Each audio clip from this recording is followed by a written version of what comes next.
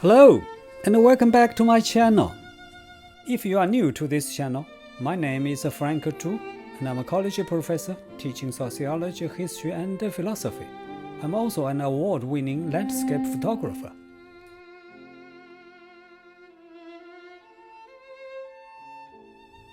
You may believe you have free choices about many things in your life. For example, you will say you can choose what to eat for dinner or what to wear to work. If you are a college student, you may believe that you have a choice to finish an assignment or go to the movie theater tonight. So, you think you do everything of your own choice. Do you really? Well, let's find out. But before I dive into this topic, I want to make it clear that free choice is not the same as a freedom. Freedom refers to the ability to act, speak, or think without constraint. In other words, nobody forces you to act, speak, or think in a certain way. In comparison, free choice is the act of choosing among options without coercion. To put it another way, when you have several options, you may choose any one of them of your own will. Freedom of speech, for example, means that you may say whatever you want to say without being scared of anyone or anything. On the other hand, an example of free choice would be something between going to the movie theater or finishing your assignment tonight.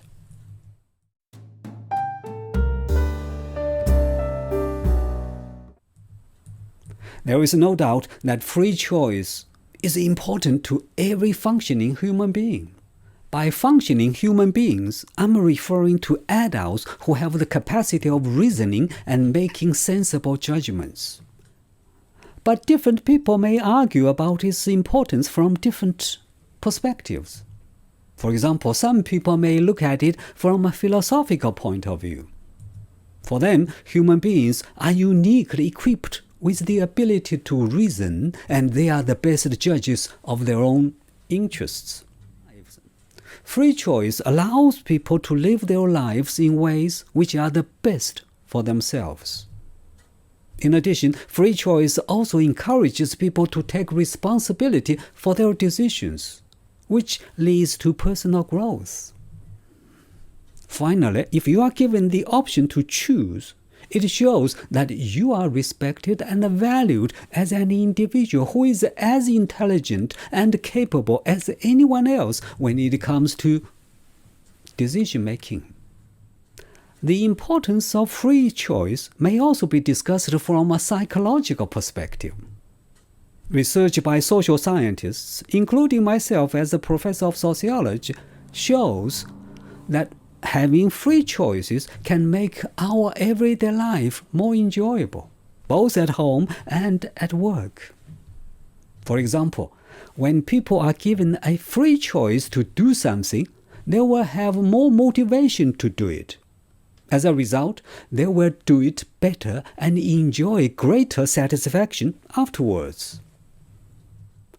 No matter from what perspectives we look at it, we all believe that it is very important for every one of us to have free choices in our life.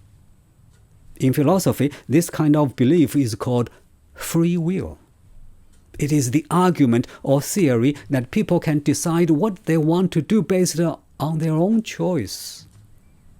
This philosophical theory has been a topic of discussions by many important figures such as Plato, Aristotle, and Immanuel Kant. According to some people, the belief in free choice is essential to the smooth functioning of our society. For example, our laws and the codes of ethics are based on the assumption that we can choose between right and wrong.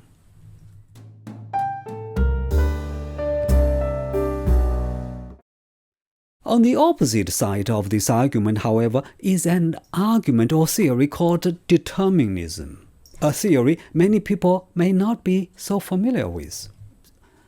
So, to explain and illustrate this theory, let me take a hypothetical example. Suppose you are a college student who believes in free choices, and you may support your belief by your personal experience. I had two choices last night, you would say, either finishing a paper or going to a movie. I was torn for a little while, but eventually I chose the movie instead of finishing the paper. That was my free and easy choice. Your experience may sound convincing, but to a determinist, your choice was not a free choice at all. And they would probably make their point by asking you these questions. What if your professor had set the deadline for your paper at 10 p.m. last night? Would you then decide to go to the theater? Or what if the movie theater was a 1-hour drive away and you don't have a car? It is this type of reasoning in philosophy that is called determinism. According to this theory, for every result, effect, and event, there is a cause. If certain earlier conditions exist, then an event will necessarily take place. To put it simply, every choice or action is fully predetermined because of earlier events or conditions, and fully explainable. That is, if you know enough about the earlier events or conditions. It is not difficult to see that deterministic argument follows a deductive reasoning that is similar to scientific thinking. Number one, every event has its explanatory cause. Number two, every human choice or action is an event. Number three, therefore, every human choice or action has its explanatory cause. If you apply this reasoning to choices, you will reach this conclusion. Number one, every human choice or action has its explanatory cause. Number two, to have an explanatory cause is not to be free. Number three, therefore, no human choice or action is free. So, there is no such thing as free choice. Let's go back to the example of you choosing to go to the movie instead of finishing the paper. Determinists will show you the explanatory causes for your decision. Number one, you had heard the movie was so good, you just did not want to miss it. Number two, the consequences of missing the deadline for your paper was not as bad as missing the movie for you. Number three, you knew you would have enough time to finish the paper after the movie. Number four, the deadline is several days away.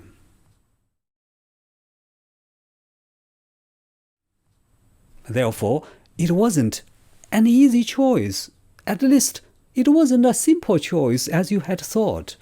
You made the choice only after you had thought about all those factors.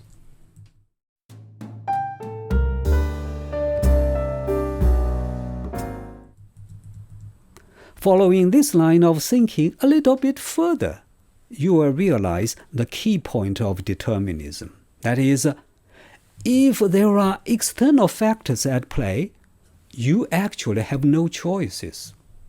If you can choose only one course of action, and if there are no alternatives that you can choose, then it makes no sense to say that you have a choice. Take the above example again. If the movie theater is a 1-hour drive away and you don't have a car, going to the movie theater cannot be your choice. To have a choice means to be able to do either A or B. If you have chosen A, it also means that you could have chosen B. Without a car, you can't go and see the movie. So, there is no choice other than staying at home and finishing your paper.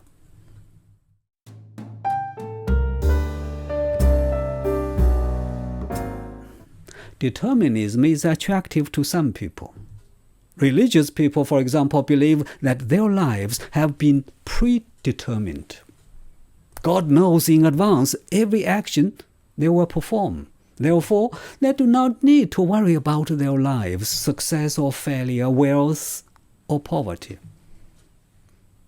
Astrology and other theories of external determination are also popular among some people.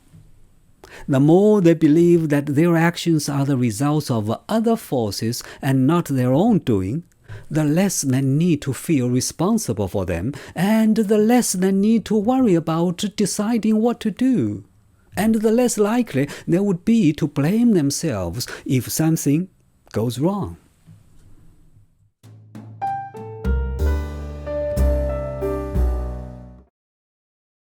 The debate over free choice and determinism is not only a philosophical discussion, but it is also a discussion involving many social sciences, such as sociology and psychology. Different philosophers, sociologists, and psychologists have taken different positions.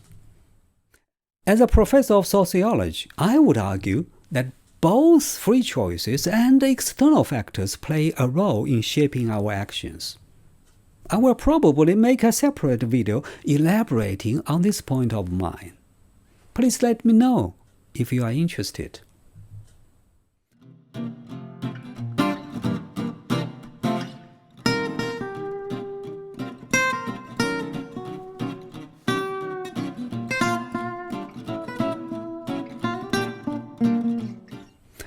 Well, that is all for today.